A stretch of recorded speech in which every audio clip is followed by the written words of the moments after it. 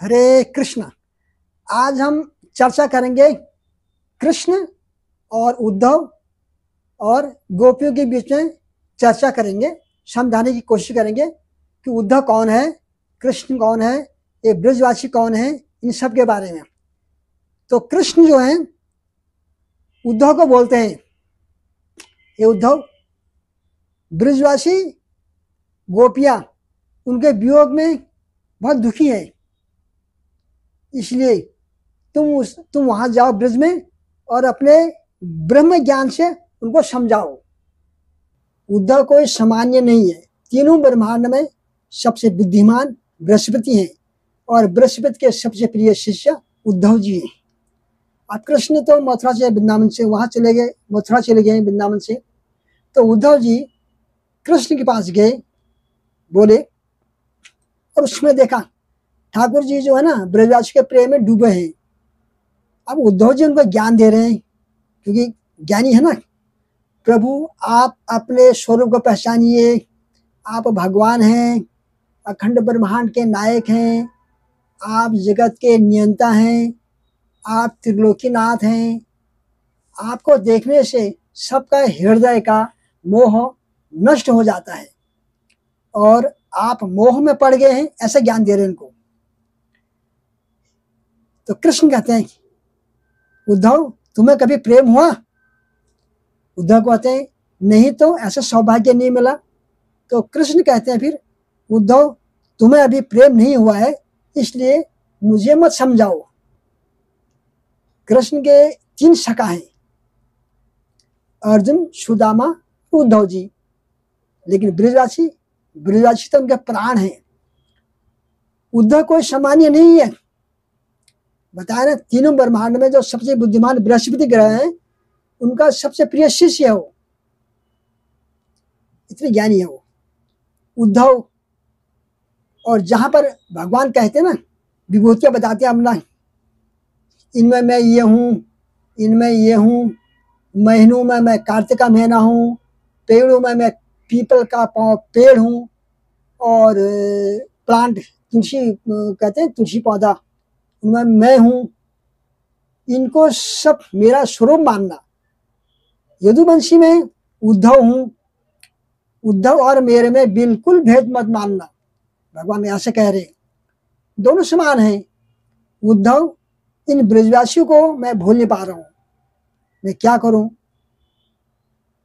भगवान कह रहे हैं, उद्धव, ये ब्रजवासी मुझे याद करते हैं, इसलिए मुझे भी उनकी याद आती है। मुझे नंद बाबा, मैया, बाल गोपाल, वो शाखा, इन सब की याद आ रही है। उद्धव, तुम एक काम करो, ब्रज चले जाओ।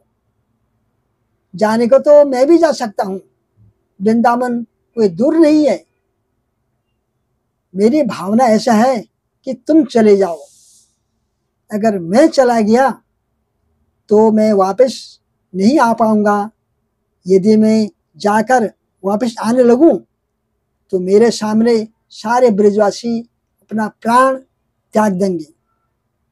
इसलिए हे उद्धव, मेरा जाना उचित नहीं है, तुम ब्रज चले जाओ। उद्धव बोले, मैं ब्रज जाकर क्या करूंगा? कृष्ण बोले, कुछ नहीं करना है, तुम एक बार देख कर आओ, मेरे नंद बाबा कैसे हैं, माँ यशोदा कैसी है, मेरे सब सखा कैसे हैं, किशोरी जी कैसी है, मधुमंगल कैसा है, बस एक बार उनकी कुशल लेके आओ। भगवान ने कहा, तुम कुशल लेकर आओ उद्धव। अब उद्धव बोले, अब मैं जा ही रहा हूं तो एक प्रवचन भी देकर आऊंगा। कि किनको देकर आऊंगा? ब्रजवासियों को। अज्ञान में आपको अपना समझ बैठे हैं। इन ब्रजवासियों को लगता है कि आप इनके लल्ला हैं, किसी के सखा हैं, किसी के प्रेमी हैं, है ना, किसी के मित्र हैं। इसलिए आपको याद करके रोते हैं। मैं इनको बताकर आऊंगा कि आप कोई सामान्य नहीं है। आप क्या हैं? आप साक्षात ब्रह्मांड नायक श्री कृष्ण हैं। आप किसी के पुत्र नहीं हैं, आप किसी के मित्र नहीं हैं, आप किसी के सखा नहीं हैं। भगवान सुनते रहे, कुछ नहीं बोले, चुप रहे। कृष्ण कह रहे हैं, उद्धव ठीक है, तू चले जा, तेरा मन करे प्रवचन भी दिया यो, लेकिन मेरी एक बात है, तुम ज्यादा कठिन शब्द मत बोलना, ज्यादा संस्कृति भी मत बोलना, क्योंकि ब्रजवासी बहुत सीधे साधे हैं, उनकी समझ में नहीं आएगा। तू ज्यादा वेद वेदांत की बातें करेगा, संस्कृति बोलेगा। उद्धव को अपना ज्ञान का अहंकार था। कृष्ण को बोले, आप मुझे मत समझाओ, मुझे पता है किसको कैसे समझाना है, किससे कैसी बातें करनी है, ये मुझे सब पता है, आप मुझ पर छोड़ दो। कृष्ण बोले, उद्धव तुम ब्रजवासी को नहीं जानते हो, तुम प्रेमी को नहीं जानते। वो ब्रजवासी प्रेमी है, वो इंसान नहीं है। भगवान ने अपनी काली कंबली उतारी ऐसे और उद्धव को पहना दी, और अपने मोर मुकुट से एक को निकाल के उद्धव के सिर में मोर पंखा लगा दिया, पहना दी उसको, और बोले, अब जाओ। उद्धव ने देखा, बोले, आपने यह मुझे क्यों पहना दिया, इसकी क्या जरूरत है? कृष्ण बोले, बिना इसको पहने जाओगे तो ब्रजवासी आपसे बात नहीं करेंगे, यह पहनकर जाओगे तो ब्रजवासी समझेंगे कि हमारा सखा आया है। अब जाओ। उद्धव रथ में बैठे कृष्ण को देख रहे हैं, निहार रहे हैं कि कितना भाग्यशाली है। उद्धव अब जा रहे हैं, अपना ज्ञान का भंडार लेके प्रेम की नगरी में जा रहे हैं। जैसा देश वैसा भेष होना चाहिए, ऐसा नहीं होगा तो वह देश आपको स्वीकार नहीं करेगा। वृंदावन के लिए ज्ञान की आवश्यकता नहीं है, वृंदावन के लिए यश की आवश्यकता भी नहीं है। वृंदावन के लिए संपत्ति होना आवश्यक नहीं है, धन दौलत कुछ नहीं है, चलेगा, लेकिन प्रेम होना अनिवार्य है। प्रेम नहीं है तो वृंदावन आपको स्वीकार नहीं करेगा। आप वृंदावन लाख बार जाओ, अगर वृंदावन आपको स्वीकार करेगा तो ये वृंदावन अलग ही नजर आएगा। ये जो छोटी छोटी गलियां हैं ना और भीड़ भाड़, ये आपको नजर नहीं आएगा अगर आपको वृंदावन ने स्वीकार कर लिया। बंदर कूदते हुए नजर नहीं आएंगे, आपको वृंदावन अलग ही नजर आएगा। वृंदावन स्वीकार करने के लिए प्रेमी बनकर जाओ। कृष्ण को वृंदावन से गए हुए 4 साल हो गए हैं, अभी भी वहां के ब्रजवासी गोपियां सखा रोज उनके राह देखते हैं, सुबह से शाम तक इंतजार करते हैं कि कन्हैया आएगा। जब नहीं आता है, सुबह से शाम तक इंतजार करते हैं, फिर रोते हुए घर चले जाते हैं। रोजाना की तरह आज भी सब बाल गोपाल बैठे हैं मथुरा मार्ग पर, कन्हैया के राह देख रहे हैं। तभी एक स्वर्ण मंडल रथ तरफ से आ रहा है। उसी रथ को देखकर सारे ब्रजवासी गोपियां सखा मधुमंगल कन्हैया के सारे सखा, मानो उनमें एक प्राण की लहर दौड़ पड़ी और सब बोले, एक साथ बोलने लगे, कन्हैया आ गया, हमारा लाल आ गया। सब में खुशी की लहर आ गई। यह खबर सारे ब्रज फैल गई। सब रथ की ओर दौड़ने लगे और बीच मार्ग में रथ को सबने घेर लिया। सबके मुखमंडल में प्रसन्नता और आंखों में आंसू थी। सब सखा एक दूसरे के हाथ मजबूत से पकड़ रखा है और कह रहे हैं, देखो हमारा कन्हैया आ गया है, हमारा कन्हैया आ गया है। तभी रथ का पर्दा हटता है और रथ में से उद्धव महाराज जी उतर रहे हैं। सखाओं ने उद्धव की तरफ देखा नहीं देखा, अनदेखा कर दिया। ब्रजवासी ने सोचा यह तो कोई सेनापति, ये ड्राइवर बोलते हैं जिसको, वो होगा। हमारे कन्हैया तो राजा बन गया है, मथुराधिपति। उद्धव ने बोला हरे कृष्ण। बाल गोपाल में सबने बोला हरे कृष्ण। और उद्धव को बोला हटो हटो, हमारे सखा उतर रहे हैं इसमें से भी। उद्धव बोले कृष्ण नहीं आ रहे हैं, मैं उनका सखा हूँ, मेरा नाम उद्धव है, मैं यदुवंशियों का सेनापति हूँ। कृष्ण नहीं आए इसलिए मुझे भेजा। उद्धव के यह वचन सब ब्रजवासियों के कान में बाण की तरह लगा। कुछ सखाएं जैसे मधुमंगल जैसे कुछ सखा बेहोश होकर गिर गई। उद्धव बोले श्री कृष्ण आपको बहुत याद करते हैं। सखा बोले रहने दो, हमें नहीं सुनना है।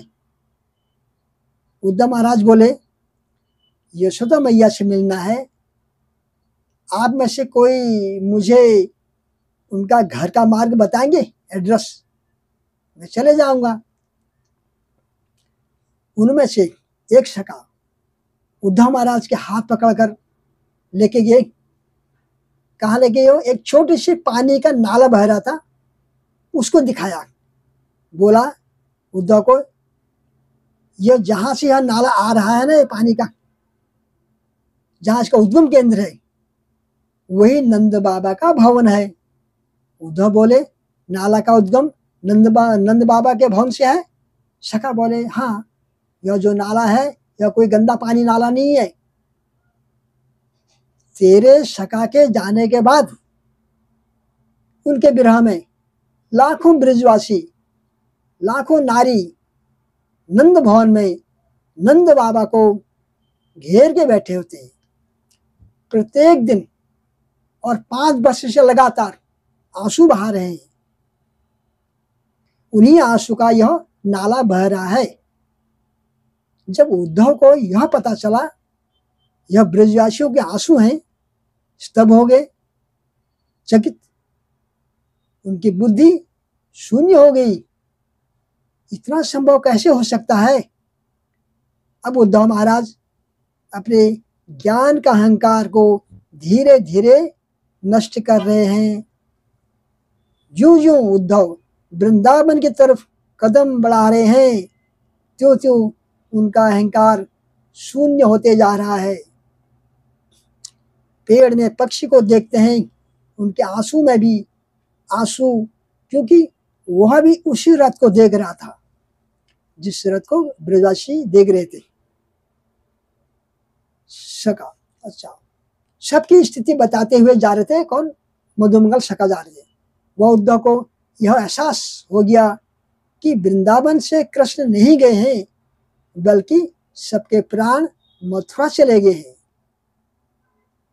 मधुमंगल सखा बोलता है उद्धव चलो, तुम्हें गोपियों से मिलाकर लाता हूं। अब नंद भवन के पीछे एक जंगल है, विहंगम वन। सारी गोपियां वहां बैठी हैं और एक वृक्ष के नीचे उद्धव जी भी जाकर खड़े हो जाते हैं। लाखों गोपियों के बीच किशोरी जी बैठी है। उद्धव जी सब गोपियों की बातें सुन रहे हैं। सब गोपियों के मुखमंडल से कृष्ण की ही चर्चा चल रही है और उद्धव से कह रहे हैं कि खुद मिलने नहीं आए, संदेश भेज दिया। अब उद्धव जी वहां 6 महीने तक बैठे रहे। ठाकुर जी को बोलकर आए थे शाम तक आ जाऊंगा, अब सब गोपियों की बातें सुन रहे हैं। अब उद्धव जी उनको समझाने लगे। अब क्या समझा रहे हैं? योग क्या ज्ञान दे रहे हैं। योग, तुम कितने भोले हो। भगवान कृष्ण अनंत ब्रह्मांड के नायक हैं, वे भगवान हैं। वह किसी के मित्र, किसी के सखा, किसी का बेटा, किसका लल्ला नहीं है। यह आपका भ्रम है। बोल रहे, भूल जाओ उस कृष्ण को, नहीं भूल जाओ बोल रहे। अब बता रहे योग के बारे में। यम नियम आसन प्राणायाम प्रत्याहार धारणा ध्यान भजन और समाधि। प्रथम 5 अंग यम नियम आसन प्राणायाम तथा प्रत्याहार बाह्य साधन है। यह संसार जड़ और चेतन के योग से बना है। जड़ यानी मृत, चेतन यानी जीवित। जड़ भी अकेला नहीं है, यह पंच महाभूत के योग संयोग से निर्मित है। जल, पृथ्वी, अग्नि, वायु, आकाश, ये इनका बना हुआ है। गोपियां कहती हैं, आप हमें योग बता रहे हैं, हम तो पहले ही वियोग में हैं। योग माने जोड़ना और वियोग माने विशेष रूप से जोड़ना। योग से जुड़ना मतलब है जिससे हम चाहते हैं, यानी हम जिससे प्यार करते हैं वह तो दिखता है, साथ साथ हमें और दृश्य भी दिखता है। क्या क्या दिखता है और दृश्य? नदी हो गए, पहाड़ हो गए, तालाब, झरने, आकाश आदि दिखता है।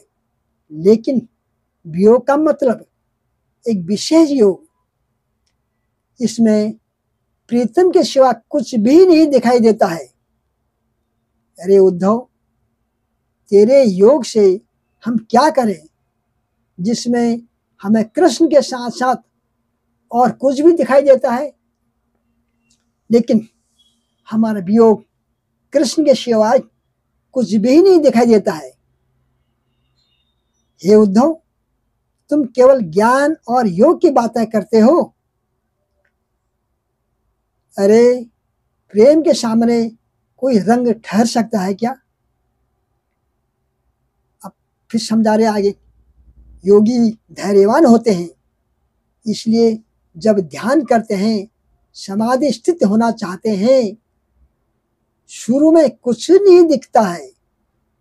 अपने ही भूतकाल के मानसिक विचार नजर के सामने आते हैं। बड़ा धैर्य रखना पड़ता है, तब साधना आगे बढ़ती है। फिर धीरे धीरे अंधकार सामने आता है। अगर उस समय अंधकार हमारे सामने आना शुरू हो जाए तो हमें समझना चाहिए कि गाड़ी जो है सही दिशा में जा रही है। प्रकाश फिर धीरे धीरे कम होता जाता है। अंधकार इतना कम हो जाता है कि योगी फिर प्रकाश का अनुभव करने लग जाता है। वह यह तो कितना लंबा धीरज रखना पड़ता है ना। लेकिन प्रेमी धैर्यवान नहीं होता है, उसका अधीरता ही उसका भूषण है। कि कब मिलोगे, सुबह से शाम हो गई है, हे प्राणनाथ कब आओगे, है ना, इंतजार। योग के अंदर योगी त्याग करता जाता है, त्याग। लेकिन प्रेमी अनुराग भरते जाता है। योगी त्याग करके अपने को खाली करता जाता है, लेकिन प्रेमी अपने अंदर अनुराग इतना भर देता है कि सब जगह अनुराग ही अनुराग दिखाई देता है। योग में क्या क्या होता है? धारणा और ध्यान। धारणा का मतलब है कि वह असीम है, अनंत है, हम अल्प हैं, छोटे हैं। जब हम उस असीम को हम अपने मंदिर में लाते हैं, उसकी पूजा करते हैं, उस मूर्ति की, है ना। अगर कोई अपने शरीर के अंदर या कोई नाभि का ध्यान करता है कोई हृदय का ध्यान करता है, कोई आज्ञा चक्र का ध्यान करता है। अलग अलग ध्यान होते हैं। अरे उद्धव क्या बातें करता है, उसे धारणा और ध्यान में उतना आनंद नहीं आता है जो श्री कृष्ण के विरह में आंखों से आंसू का एक बूंद गिर जाए। जो आनंद उसमें है वो धारणा और योग में नहीं है। अरे उद्धव योग क्या करता है, पहले घट को खाली करता है। हम क्या अपने घट को खाली कर दें, जो श्याम सुंदर जहां बसे हैं उसको खाली कर दें, उनके मधुर मिलन की यादें भरी हैं उसको खाली कर दें, मतलब हम अपने घट को शून्य कर दें, एकदम खाली, फिर ब्रह्म निराकार की उपासना करें। कैसी बातें करता है। तुम योग देकर श्री कृष्ण की यादों को ले जाना चाहते हैं, ये ऐसा अनुचित कार्य कर रहा है। अरे उद्धव तेरा ठाकुर भी धन्य है, तुम्हारा यह ज्ञान मार्ग भी धन्य है, और तुम्हारा सेवक यानी तुम जैसा सेवक भी धन्य है। कितना बढ़िया काम कर रहे हो। अरे अपना ज्ञान साधन योग के निष्फल को हमें दे रहा है, हमारे आम के पेड़ को काटकर बबूल का पेड़ लगाने को बोल रहा है। इसलिए उद्धव तुम जाओ और ठाकुर जी की सेवा करो, खूब अच्छी तरह सेवा करना। उद्धव बोला, श्री जी राधा रानी को बोला, मैं सब कुछ त्याग दूंगा लेकिन ब्रज नहीं छोड़ सकता, मैं आपका सानिध्य नहीं त्याग सकता। किशोरी जी बोली, यदि हम अपनी सेवा की बातें कहें तो तुम ब्रज में रुकना, लेकिन हम तुम्हें अपने प्राण की सेवा के लिए अधिकार दे रहे हैं। अब तुम जाओ, कन्हैया की अच्छी तरह सेवा करना, उनका ध्यान रखना और उनको कभी भी ब्रज की याद नहीं दिलाना।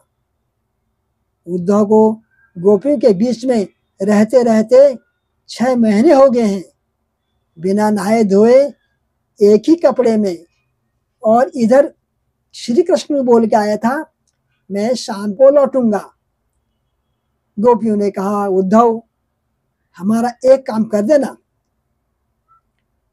इन आंसू को श्री कृष्ण तक पहुंचा देना, और जब वो कुशल पूछे उनके चरणों में चढ़ा देना और बोलना, यह छोटा सा तोहफा